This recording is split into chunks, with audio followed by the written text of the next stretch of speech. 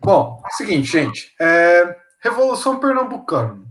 A gente estava falando anteriormente, em situação do Brasil, sobre a chegada da família real aqui, as transformações que Dom João VI fez aqui no Brasil, administrativamente e estruturalmente aqui no Brasil, para tornar o Brasil sede do governo português aqui. Falei também da política externa de Dom João VI, que vai atacar a Cisplatina, que vai atacar a Guiana Francesa, mas nem tudo foram flores, ou nem tudo foi uma mudança benéfica para o Brasil. Algumas regiões ainda ficaram extremamente insatisfeitas com a presença dos portugueses e com o modo como Dom João VI levou à frente essa permanência dele aqui no Brasil. E uma dessas regiões foi o Nordeste.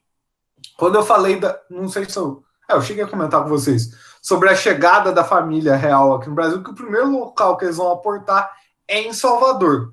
Justamente porque lá tinha acabado a conjuração baiana. Dom João VI sabia que era uma região ali que estava revoltada e que ele queria o apreço ali. Daquela região, o Nordeste, por si só, já passava por uma crise econômica por completo. Ele acalmou os ânimos ali da Bahia. Mas outras regiões do Nordeste, principalmente Pernambuco, viviam uma crise financeira muito grande. O açúcar, que outrora tinha sido um grande produto de exportação, já não dá mais lucro.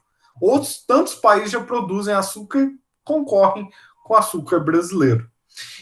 E para piorar a situação, quando a família real portuguesa chega aqui ao Brasil, ela começa a nomear funcionários portugueses para ocuparem postos chaves na administração, que antes era administração colonial. Então, quando os brasileiros estavam aqui, eles tinham uma remota possibilidade de participar. Com a vinda da família real, eles perderam qualquer possibilidade de participar da política. Assim como outras revoltas desse período, ela vai ter uma inspiração forte na Revolução Francesa, principalmente nos seus caráteres ditos liberais, querendo igualdade para a maioria das pessoas, a garantia da propriedade privada, formar uma república constitucional. Então, tudo isso vai ser pregado nessa Revolução Pernambucana. Ela chegou a abranger camadas populares da sociedade, camponeses, operários urbanos, profissionais liberais, mas havia uma maciça participação também da elite agrária pernambucana ali. Tanto é verdade que, dentro dos seus objetivos, em nenhum momento constatou-se ou pensou-se em acabar com a escravidão na Revolução Pernambucana. Isso por conta da pressão que os proprietários de terra ainda faziam. Eu estou falando que o açúcar está em crise, mas podendo produzir açúcar, quem produz são os escravos. Então, o objetivo dessa revolução vai ser declarar uma república, dar fim aos impostos cobrados por Portugal, principalmente porque esses impostos, em grande parte, agora serviam para sustentar o luxo de uma corte no Rio de Janeiro. Como eu disse, 1.000 pessoas vieram para o Brasil, muitas delas tiveram que desalojar pessoas aqui das casas, e agora o Brasil tinha que sustentar uma vida de uma corte. É uma coisa imaginável, mas gasta-se muito simplesmente para fazer festa, para as pessoas ficarem bem na foto, vamos dizer assim. Então são festas, bailes, jantares, tudo isso é financiado com o dinheiro dos impostos. Então houve um aumento de impostos muito grande aqui no Brasil com a chegada da família real, e principalmente é um aumento de impostos para uma região que não está arrecadando muito dinheiro. Então isso pesa na economia dessas pessoas. Pregava-se também a liberdade de imprensa e a liberdade religiosa, pensando que o Brasil, desde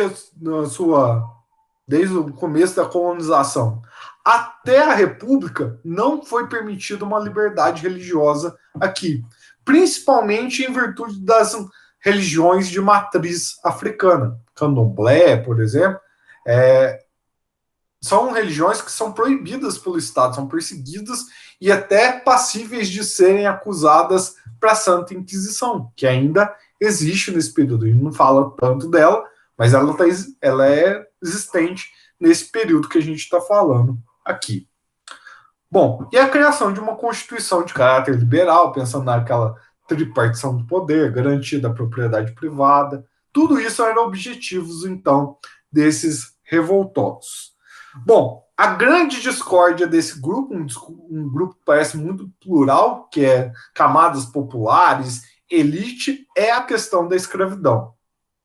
Por mais que se permita um culto de religiões de matriz africana nessa liberdade religiosa, mas não se pensa na liberdade do próprio escravo.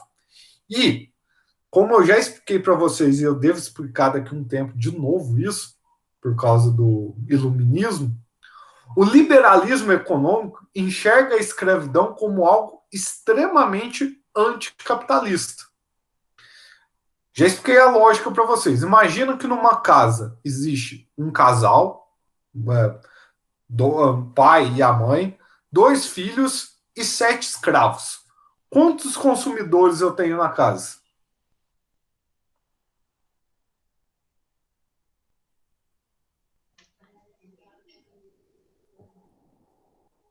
Doze?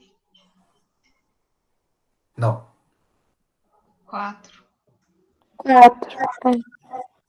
4. A gente só tem 4 consumidores. O pai, a mãe e os 2 filhos. Os escravos consomem aquilo que o senhor determina que eles vão consumir. Uma ótica em que, se eu estivesse falando de uma propriedade que tivesse pai, mãe, 2 filhos e 7 funcionários que recebessem salário para isso, nós teríamos 11 consumidores, uma vez que esses funcionários têm a liberdade de consumir o que eles quiserem, quando eles quiserem, na quantidade que eles quiserem, a hora que eles quiserem. Então, pela lógica do liberalismo econômico, a escravidão é um grande atraso de vida, é um grande atraso no desenvolvimento econômico. E no caso, quando se pensa numa revolução de caráter liberal, pensa-se também em acabar com a escravidão. Aí entra em contradição quase todas as revoluções que a gente vê. Foi assim com a Revolução Francesa, ela só vai pensar em dar fim na escravidão em 1791. Foi assim com a Revolução Americana, que só vai dar fim na escravidão já no século XIX. Foi assim praticamente com todos os países da África, com o Brasil. A única exceção talvez seja os países da América Espanhola, que já se libertam e já dão fim à escravidão praticamente de imediato. Bom, como é que vai ser essa questão, o andamento dessa revolução? Vai ser uma revolução extremamente combatida, porém, os revoltosos chegam a tomar a cidade de Recife por 75 dias e nomeiam Recife como capital dessa nova república. Essa ideia se espalha para estados como Paraíba e Alagoas, porém, as tropas federais, com auxílio de mercenários ingleses, conseguem abafar o movimento. Os envolvidos são presos e muitos deles são executados. Alguma dúvida nessa primeira parte, gente? Não. Então, beleza. Assim, o segundo ponto aí da matéria é a Revolução Constitucionalista do Porto, ou a Revolução Liberal do Porto, como algumas provas, alguns materiais trazem. O que foi essa Revolução Constitucional do Porto? A gente tem falado muito sobre o Brasil e a gente deixou de lado o que está acontecendo em Portugal. Portugal foi invadido pelas tropas francesas e Dom João VI deixa que um general inglês fique responsável por libertar o território português. Afinal, a população portuguesa continuou lá em Portugal. A única coisa que veio para o Brasil foi a corte, foram 1.000 pessoas. Agora, as outras milhares, centenas de milhares de pessoas continuaram lá. Conforme os ingleses começaram a combater os franceses, eles foram libertando o território português. E, ao final do domínio napoleônico, era necessário, então, reestabelecer o governo português, principalmente porque a elite que permaneceu em Portugal exigia o retorno da monarquia. Só que não havia nenhuma pretensão de Dom João VI abandonar o Brasil. Eu tinha falado para vocês que já era um plano antigo de Dom João VI em permanecer aqui no Brasil. Ele achava que Portugal tinha muitas complicações para se manter como um estado ativo ali dentro da Europa. Problemas esses que ele não via aqui no Brasil, que havia um vazio de poder aqui no continente.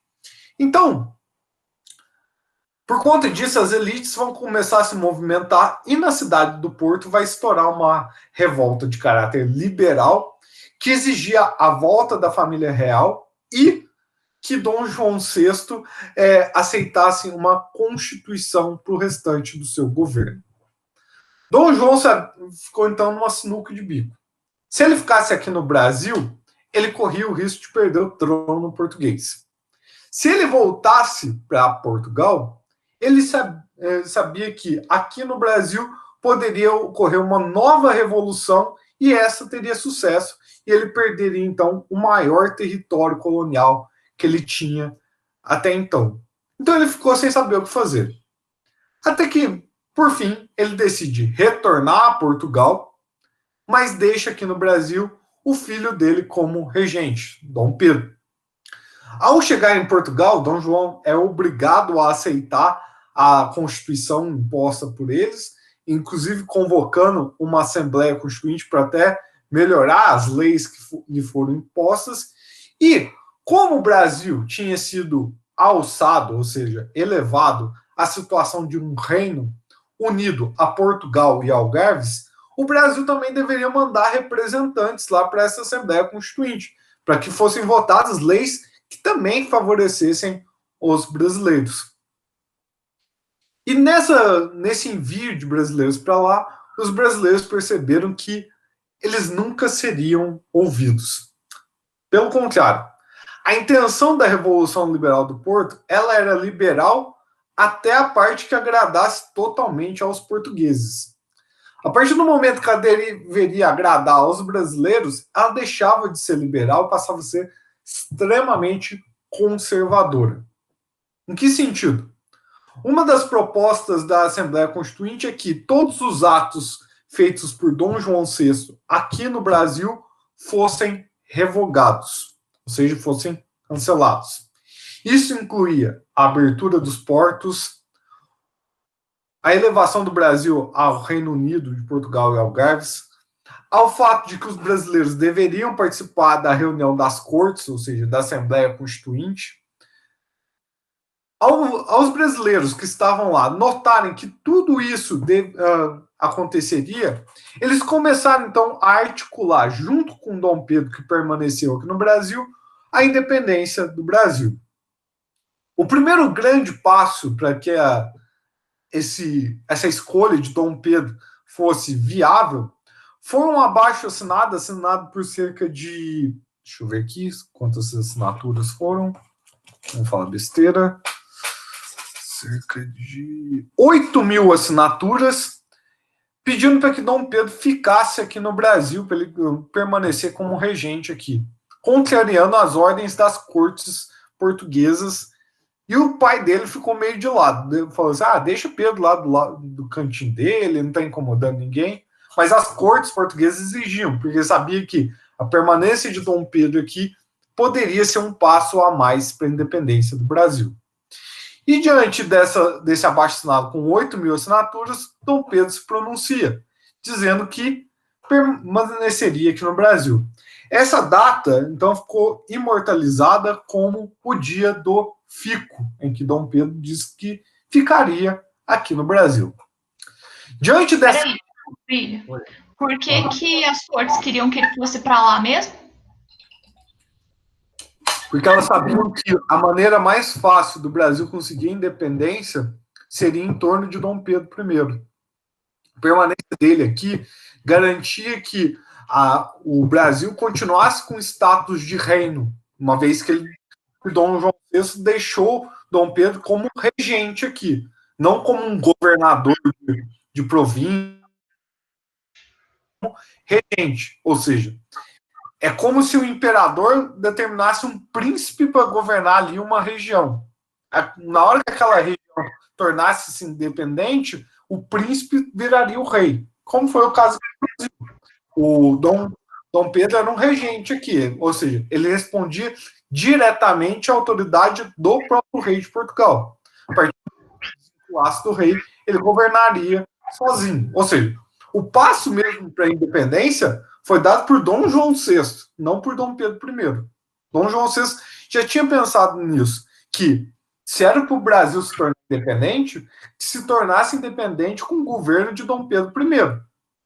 Porque se não ficasse ninguém aqui no Brasil, era certo que alguma camada popular ia tomar o poder aqui no Brasil. Ou, pelo menos, o território brasileiro ia todo se desfacelar por inteiro. Já que várias rebeliões aí em regiões diferentes já estavam acontecendo. Certinho? Uhum. Então, beleza. Bom, então depois do dia do Kiko, houve até uma oposição aqui interna no Brasil mesmo, principalmente das tropas lusitanas que ficaram aqui. Elas começaram a se opor, se manifestar, e diante dessa oposição dessas tropas lusitanas, Dom Pedro, então, expulsou os exércitos lusitanos opositores aqui do Brasil e colocou como regra que nenhuma tropa portuguesa poderia entrar no Brasil sem a permissão dele. Ou seja, nesse momento, ele encara de frente o que as cortes estão decidindo em Portugal. Então, a pressão sobre ele retornar para lá só vai aumentando, ele só vai sendo taxado de criminoso, de traidor da pátria, entre outras coisas. Bom, já encaminhando bem o processo aí, Dom Pedro, então, nomeia um gabinete de governo aqui no Reino do Brasil, formado totalmente por brasileiros. Inclusive, um desses membros vai ser José Bonifácio, uma pessoa que vai ser extremamente influente no processo de independência do Brasil. E esse gabinete passa a se opor a qualquer regra imposta pelas cortes de Portugal. Então, o Brasil praticamente tem um governo autônomo sem ser independente ainda. O que vai só aumentando o modo como Portugal vai cobrando sobre Dom Pedro II.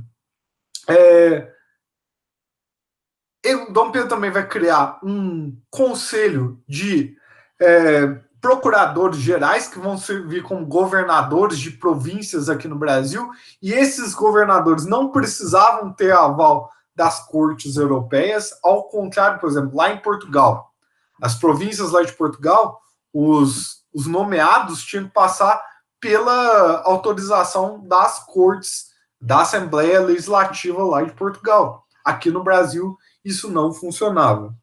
Então, e qual que é o propósito de Dom Pedro para escolher esses governadores de províncias, esses procuradores? Evitar a radicalização de movimentos. Ou seja, tentar, nessas localidades, abafar o mais rápido possível qualquer movimento de caráter separatista. Em maio de 1822, Dom Pedro determinou, então, o cumpra-se, e que toda a ordem vinda de Portugal, antes de ser cumprida aqui no Brasil, deveria passar pelo aval do príncipe regente. Então, muita coisa do que vinha das cortes europeias era descartada por Dom Pedro I. Como eu disse, mais um passo rumo à autonomia. Só faltava, então, a independência, que vai ocorrer, então, em setembro de 1822. Ela vai acontecer assim de modo praticamente orgânico. Dom Pedro, meses antes, em julho, se eu não me engano, ele já havia convocado uma Assembleia Constituinte para montar uma Constituição aqui no Brasil, ou seja, o grito do Ipiranga, lá, o 7 de setembro, ele só acontece para formalizar, porque, de fato, Dom Pedro já tinha toda a ideia do Brasil independente muito anterior ao 7 de setembro. Então, o 7 de setembro só vem a ratificar isso. Eu cheguei a falar um pouco do quadro Pedro Américo com vocês? É que eu falei disso no oitavo, então toda hora eu tô confundindo.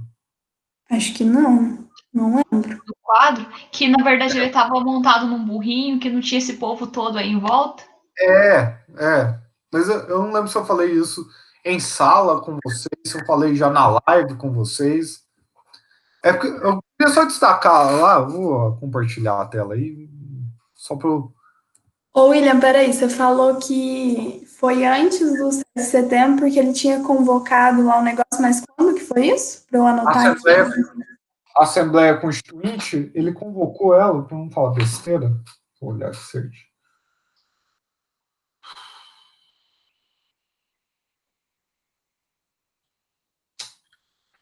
Não, peraí, não estou olhando ela. Assembleia Constituinte, Assembleia Constituinte, Assembleia Constituinte.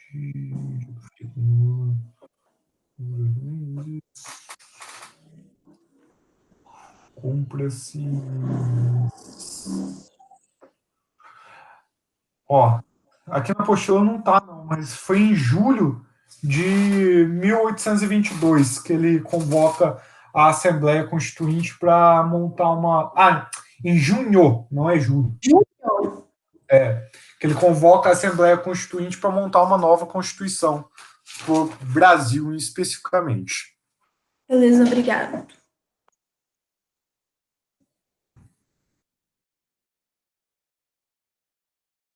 Vamos lá. Imagem boa aqui.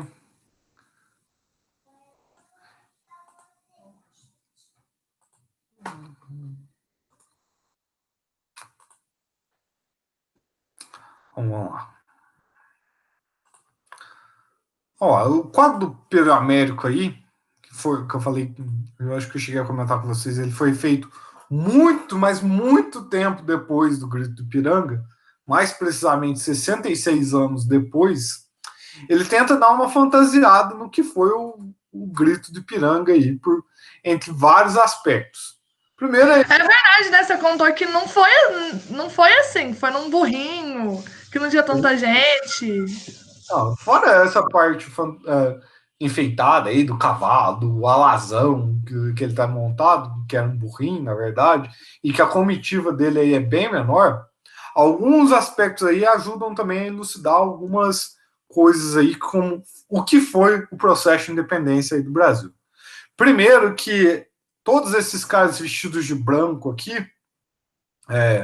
nesses cavalos do primeiro plano aqui, eles são conhecidos como dragões da independência. Essa guarda foi criada depois da independência. Então eles não podiam estar lá na hora do grito da independência, porque ela foi criada justamente depois, justamente para garantir a independência do Brasil. Foi a primeira tropa militar com o propósito de garantir a não resistência à independência. Ou seja, ela não podia estar lá sendo formada nesse princípio. A guarda, por exemplo, ela só vai ganhar esse uniforme branco no segundo reinado, já no governo do filho do Dom Pedro I. Uma outra coisa que esse quadro Pedro Américo traz, e essa que eu gostaria de dar destaque, é a presença dos populares aqui. Pedro Américo tenta trazer o povo para esse momento. E é justamente isso que não aconteceu no processo de independência.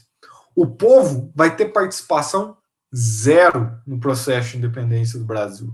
O povo, um belo dia, ele estava lá, junto com Portugal, no outro dia, estão comemorando que Dom Pedro é o novo imperador do Brasil. Mas o povo não participou em nada. O processo de independência aqui do Brasil vai ser articulado entre Dom Pedro I, representante, então, de uma elite portuguesa, e a elite agrária que já se formava aqui no Brasil em regiões como Rio de Janeiro, São Paulo e Minas Gerais. São esses dois grupos que vão conseguir articular a independência do Brasil. E por isso que a independência do Brasil vai gerar, então, um Estado extremamente atrasado em relação a um liberalismo. Quando a gente pensa na situação da América Espanhola, todos os países que se tornaram independentes vão formar repúblicas, não escravistas. O que o Brasil se torna? Uma monarquia escravista. Então o Dom Pedro favoreceu a independência só para continuar com esse controle sobre o Brasil. Sim, sim. E é até um controle territorial. Todo historiador analisando esse período da história entende que se não houvesse uma figura central de poder aqui no Brasil, o Brasil teria se quebrado como quebrou a América Espanhola. Quebrado, assim, fragmentado. Por exemplo, que a gente conhece aqui da América Espanhola formaram diversos países. Por que isso aconteceu com o Brasil? Porque havia um governo central forte localizado em Dom Pedro I. Tanto é verdade que terminou o governo de Dom Pedro I, já estava tão consolidada essa ideia de unidade nacional que, ao ele sair do poder, começa o período regencial, que a gente vai estudar em seguida, e vai surgir uma série de movimentos pensando na fragmentação do território nacional. Aí o que os regentes têm que fazer? Acelerar a maioridade de Dom Pedro II, para justamente evitar que o Brasil se repartisse. A gente fez uma prova dessa matéria, não fez? Eu lembro exatamente de ter estudado isso, que eles, da idade, ele tinha 14 anos, não era? Isso mesmo. Eu lembro. E, tipo assim, William, eles fizeram essa... É uma pintura, né? Eles pintaram assim porque não seria interessante. Tipo assim, retratar Dom Pedro num burrinho com meia dúzia de gente, só falando, tipo assim, não é? Porque não ia dar... ia ser tão importante, uma coisa tão importante que ele tinha feito para colocar 6 pessoas em volta dele num burrinho cair nos pedaços. O Pedro Américo, não comentei isso. O Pedro Américo ele foi um pintor que surgiu no final ali do Segundo Reinado. E ele era patrocinado pelo imperador, ou seja, pelo Dom Pedro II. O Dom Pedro II não ia aceitar ver o pai dele dentro num burrinho ali, todo sujo de lama, do lado de um córrego, assim, que nem era um filetinho de água, ele meio cambaleante, porque provavelmente estava com diarreia ali naquela parte, já que ele estava fazendo uma viagem da Serra do Mar para São Paulo. Então, ele não ia aceitar isso. Tinha que se pintar um momento grandioso, assim. E o Pedro Américo não estava nesse momento, né? Ele, tipo assim, ele imaginou como que fosse. Como que era, né? Por isso que ele pintou. Ele fantasiou esse momento. Ele não estava presente ali. Tanto é que o Pedro Américo, depois, com a proclamação da República, ele tenta fazer outros quadros para valorizando esses aspectos nacionais. E um desses quadros foi o Tiradentes morto lá, que é aquele Tiradentes todo picotado lá, tem uma cruz e tudo mais. Só que o Pedro Américo estava tão assim ligado aos valores do Império que o pessoal da República não quis comprar muito as ideias dele. Então ele perdeu muito prestígio a partir disso. Mas os quadros imperiais de Pedro Américo, eles representam momentos assim do Império extremamente extravagantes, assim.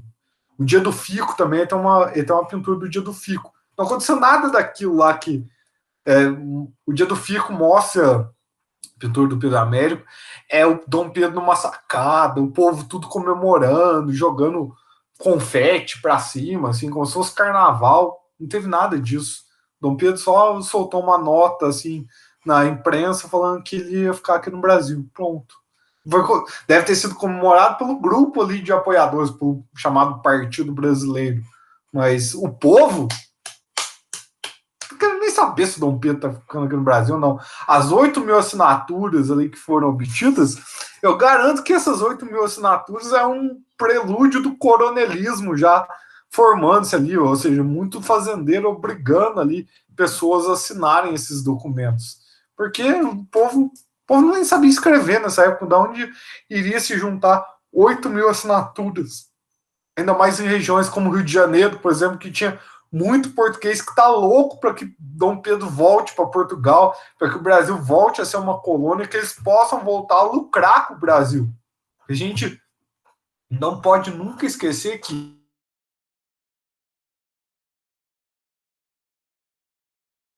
foi só o meu que travou? Travou tá... pra mim. O meu travou também. O meu também. Peraí. Eu voltei?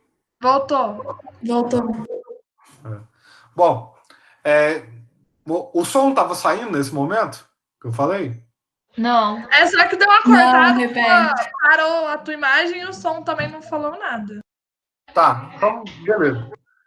Eu estava falando assim, que essas 8.000 assinaturas foram obtidas, então, pelo Partido Brasileiro. Muitas delas, a gente não sabe o modo que foi obtido isso.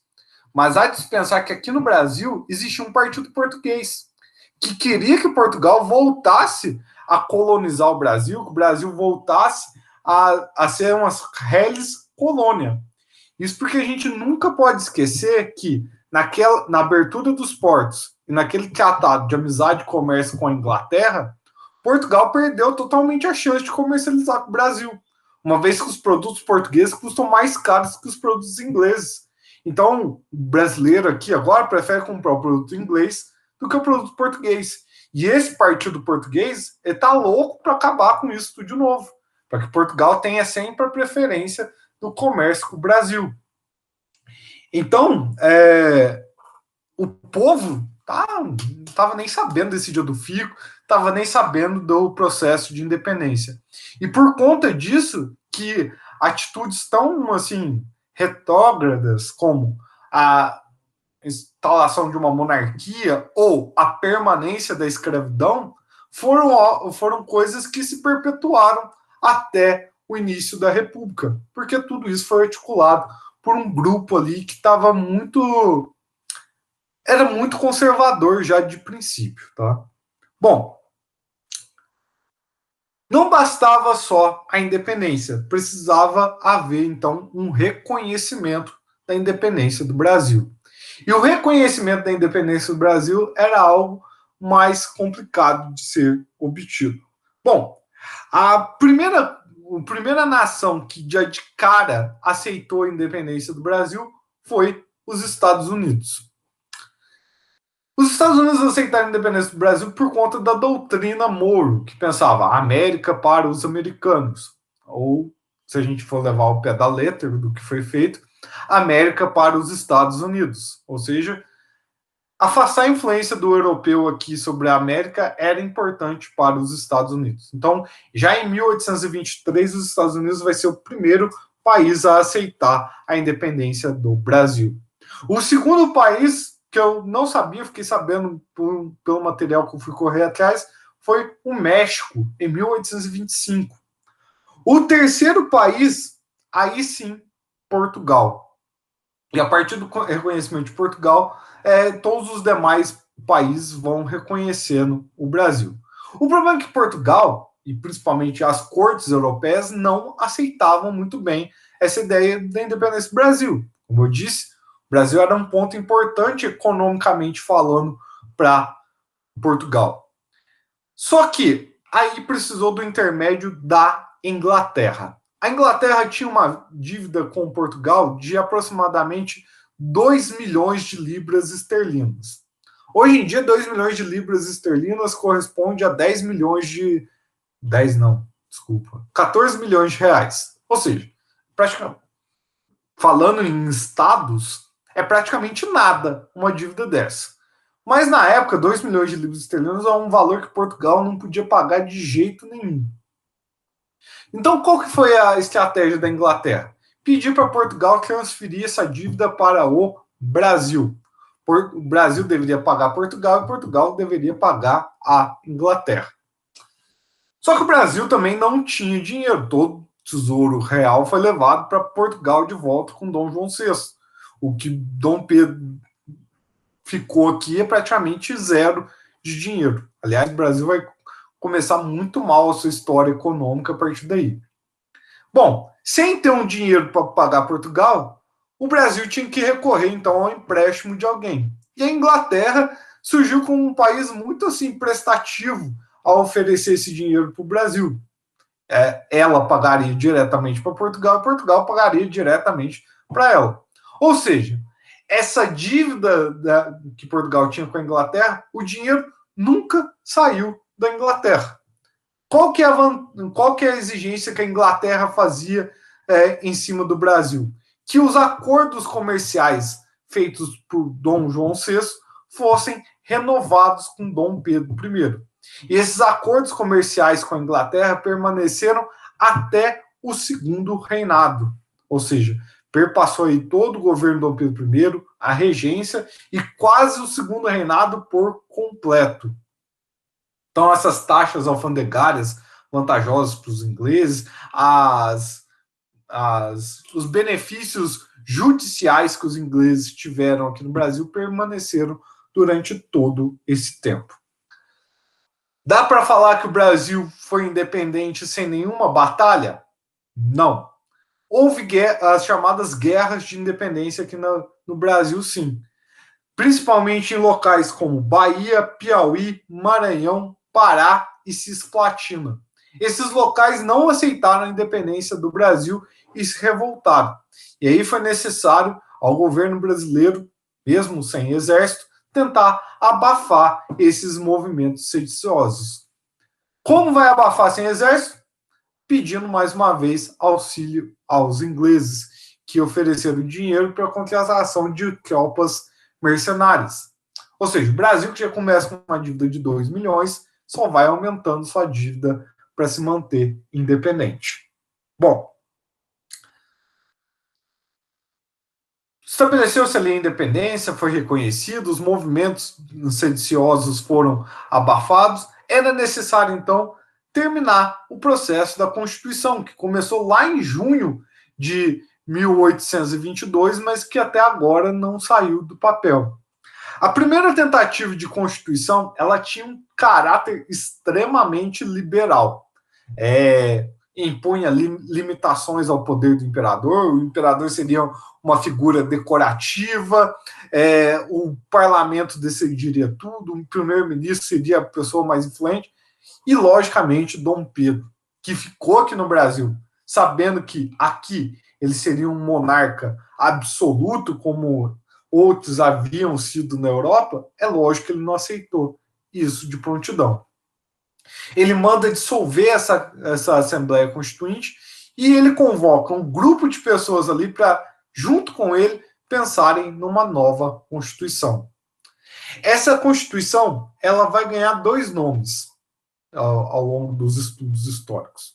Primeira, a Constituição Ortogada, que outorga quer dizer imposta. É uma Constituição que ela não passa pela apreciação popular. Ela é algo que é criado por Dom Pedro e ali é colocada em prática. Ou também ficou conhecida como Constituição da Mandioca.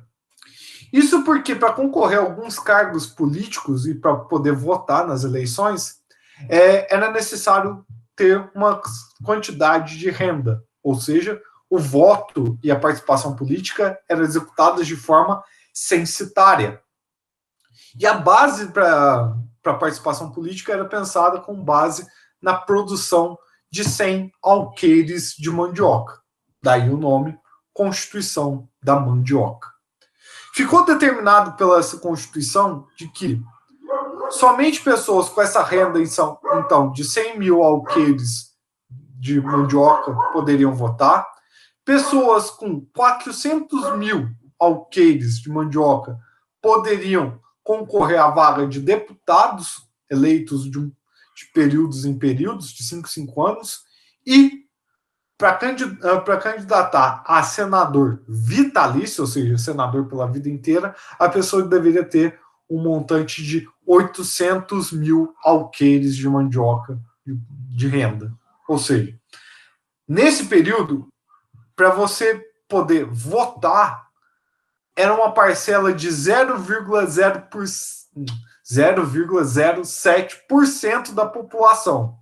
Para você ser senador vitalício, 0,004% da população brasileira. Ou seja, não há participação popular por essas medidas. O povo vai ficar ausente do sistema político aqui durante muito tempo. Também foi se determinado pela Constituição que haveriam 3 poderes: executivo, legislativo e judiciário. O executivo seria realizado pelo Conselho de Estado, onde o primeiro-ministro convocaria um gabinete ali, e esse gabinete agiria de forma executiva, ou seja, executando as leis, realizando projetos, estabelecendo processos de guerra, de paz. O legislativo seria composto, então, pela Câmara dos Deputados e pelo Senado. E o judiciário por juízes eleitos ali dentro da Câmara dos Deputados. Até aí tudo normal e parece muito comum. Entretanto, Dom Pedro estipula a criação de um quarto poder, que é o poder moderador. Por esse poder moderador, ele se sobrepunha a todos os outros 3 poderes, uma vez que ele poderia demitir o primeiro-ministro a hora que ele quisesse, uma vez que ele poderia nomear os governadores de província a hora que ele quisesse, uma vez que ele poderia dissolver a Câmara dos Deputados e o Senado a hora que ele quisesse. E a partir do momento que ele também pode ser a última instância em um julgamento. Por exemplo, se você comete um crime, você é julgado pelo município culpado. Vai para a segunda instância, que é a instância estadual, é condenado culpado. Vai para a instância federal, é condenado culpado. Dom Pedro podia chegar... Federal, eu falei de forma errada, tá? Porque não existe uma federação. Vai para a instância nacional, é condenado culpado. Dom Pedro podia chegar lá e falar, não, mas esse cara é meu amigo.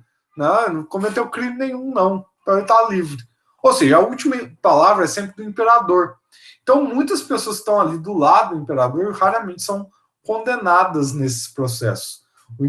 É raro também uma pessoa chegar à quarta instância, que é o imperador, mas quando chegavam, geralmente eram pessoas que eram próximas ao imperador, e por isso não eram condenadas. Bom, esse processo da imposição de uma Constituição, ela foi um processo extremamente violento por parte de Dom Pedro I. Os deputados foram presos dentro da Assembleia, foram levados à força, e esse episódio dos deputados serem presos dentro da Assembleia Constituinte ficou conhecido como Noite da Agonia. Tá? Alguma dúvida até aqui, gente? Não. Gente, a matéria de hoje é isso. Eu parei. Peraí, a primeira Constituição lá que o Dom Pedro não gostou foi uma iniciativa daquela que já existia. Não, foi aquela que ele estava querendo fazer lá em junho de 1822. Leva-se um processo, leva-se um período de tempo para fazer ela. A Constituição não é uma coisa que surgia da noite para o dia. Aliás, nunca é. Uma coisa que Mas foi uma iniciativa daquela elite lá. E aí o Dom Pedro não gostou das medidas e resolveu mudar. Isso. Aí ele mandou invadir a Assembleia Constituinte, prender os deputados, que é essa Noite da Agonia. Eu coloquei ela, tá fora do espaço aqui para eu falar dela, eu esqueci de falar dela. Mandou prender os deputados, esse episódio ficou conhecido como Noite da Agonia, e aí ele próprio, junto com algumas pessoas próximas a ele, montaram uma nova Constituição, que é a Constituição Ortogada ou Constituição da Mandioca. Entendi. Mais alguma coisa, gente? Não. Não. Bom, então é isso. Na sexta-feira, então, nova matéria de História Geral. Aí eu monto a prova, coloco lá para vocês os temas e o resumo da matéria para cada tema. Quarta, então, mais uma aula de Brasil. Aí na sexta-feira a gente... aí tem a outra geral, aí só na outra sexta-feira é a avaliação. Eu vou anotar aqui no meu quadro aqui, para não perder. Mas aí você já vai ter que passar o trabalho, né? Porque senão a gente vai fazer... Trabalho eu devo pensar no final de semana, eu já coloco no Google Classroom. E eu vou pensar tudo junto. Tá? Beleza. Esse final de semana eu estou por conta de vocês, porque caso eu já terminei de montar tudo. Certinho, gente? Sim. Sim. Então vamos despedir de vocês, gente. Então até sexta-feira. Tá? Até. Até. Tchau. Tchau, Luísa. Tchau.